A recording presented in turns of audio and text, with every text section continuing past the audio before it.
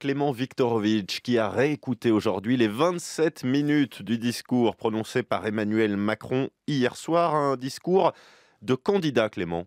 Absolument, en tout cas c'est ce qu'il me semble, et cela se voit à un point à la fois précis et technique, la structure de ce discours. Alors, je vais laisser de côté le premier quart de l'allocution, dans lequel le président de la République évoque la crise sanitaire, ainsi que la dernière partie, où il parle des grands enjeux politiques à venir, pour me concentrer sur la partie centrale, celle dans laquelle il évoque son bilan et dresse des perspectives, et il y a un mot en particulier qu'on y a beaucoup entendu.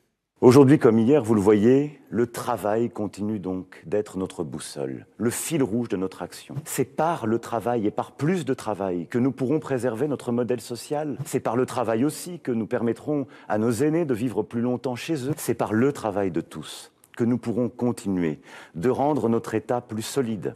Alors, je vous ai laissé quelques occurrences de côté, mais on comprend le principe. Le travail, c'est l'enjeu et même la valeur qui sert de boussole à toute l'action du gouvernement.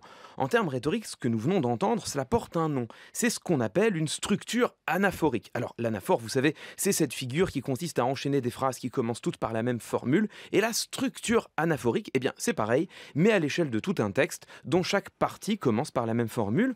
En somme, c'est un genre de plan. Et il est très pratique puisqu'il permet de donner une cohérence, ou à minima une apparence de cohérence, à ce qui ne serait sinon qu'une simple énumération de constats, d'idées ou de propositions. Et c'est ce qu'a fait le président de la République hier soir. Alors oui, et d'ailleurs parfois cela a confiné à l'acrobatie. C'est par le travail de tous, enfin, que nous pourrons bâtir notre indépendance énergétique. Nous vivons chaque jour les conséquences de la situation actuelle. Le plein plus cher à la pompe, la facture de gaz et d'électricité qui augmente.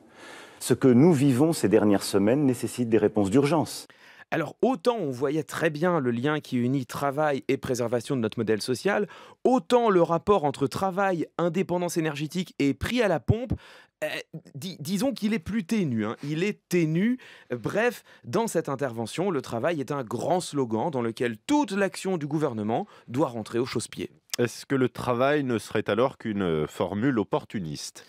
Moi, je n'irais pas tout à fait jusque-là. C'est une valeur, en effet, qu'Emmanuel Macron martèle depuis le début de son quinquennat. En revanche, oui, je pense qu'il y a des raisons stratégiques au fait de tant mettre ce mot en avant maintenant.